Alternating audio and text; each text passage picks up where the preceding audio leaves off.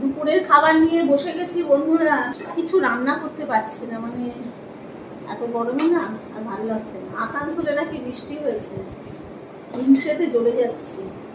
আমাদের এখানে এক ফোঁটা বৃষ্টি নেই, এত কষ্ট গরমে মেঘ হয়ে আছে অথচ বৃষ্টি নেই, বিভৎস গরম। যাই হোক, মেনু দেখায়, আজকে রান্না কিছু করিনি, ভালো লাগছে না রান্না করতে আমার।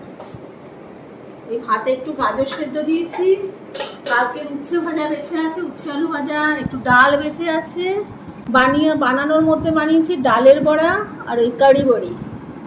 এটা ভালোবাসে খেতে সবাই, ওই জন্যই বানিয়েছি। এটা দিয়ে ভাত খাবো। দই দিয়ে যে বানাই, তোমাদেরকে আগে আমি রেসিপিটা দেখিয়েছিলাম, দই বানিয়েছি। এই হলো আজকের খাবার, এটা দিয়ে খাওয়া শুরু করবো। আসলে গরমের মধ্যে না হালকা কিছু খেতে ভালো লাগে, মানে দই ফুলের জিনিসগুলো খেতে বেশি ভালো লাগে।